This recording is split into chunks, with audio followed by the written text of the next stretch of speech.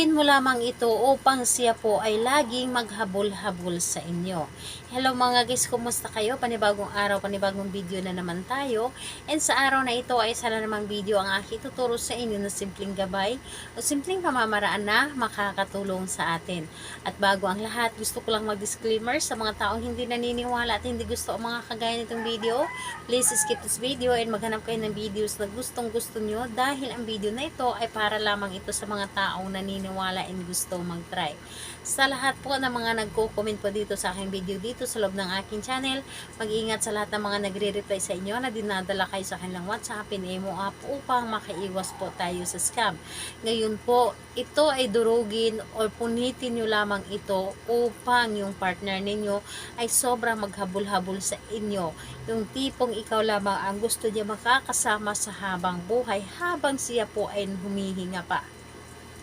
Ito ay pwedeng gawin sa parehas ang kasarian, babae ito babae and lalaki ito lalaki.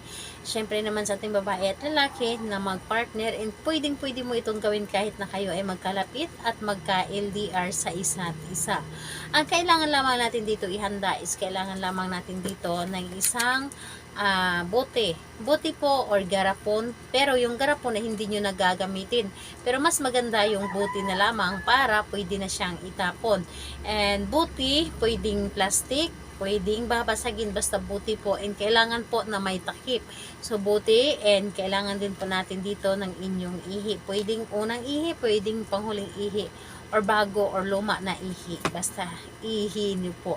And kailangan din natin dito ng isang maliit na pirasong papel at panulat syempre.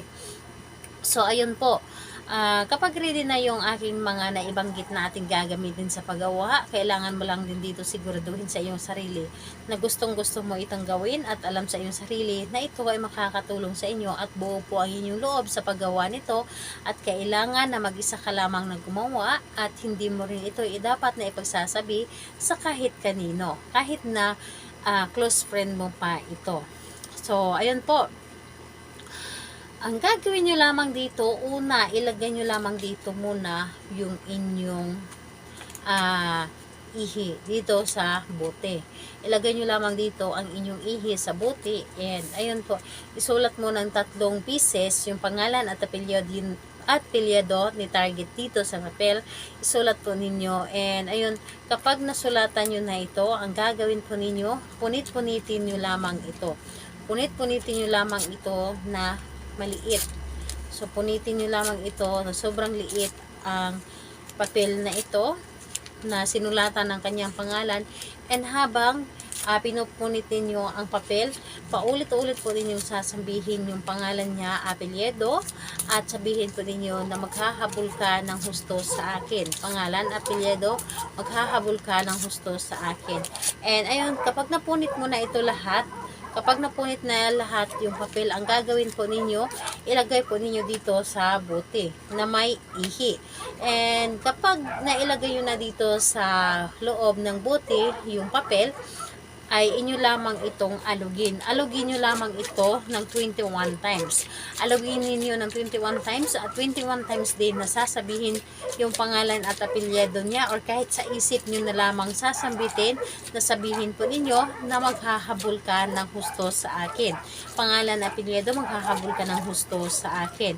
And ayun po, 21 times mo itong alugin yung bote na may lamang ihi at yung papel na inyong idinurog.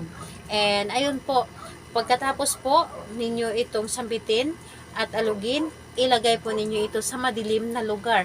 Itatago po ninyo doon sa kasulok-sulukan na inyong bahay sa madilim po na lugar. Hindi po dapat ito masisinagan ng araw. And pagkalipas po ng 21 days, ito po ay inyo nang itatapon. Pwedeng itapon ninyo sa basurahan or kahit saan, basta ito po ay inyong itapon pagkalipas ng 21 days.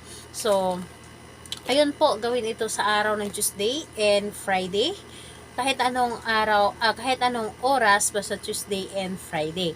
So, pili lamang kayo. And ayun po, sa lahat po ng mga gustong magpa-shoutout, mag-comment lamang sa baba para ma-shoutout ko kayo sa next video. And sa lahat po ng mga gustong magtanong, mag-comment lang din po sa baba para ma-replyan ko din po kayo. Salamat po sa inyo. Bye-bye everyone. God bless us all.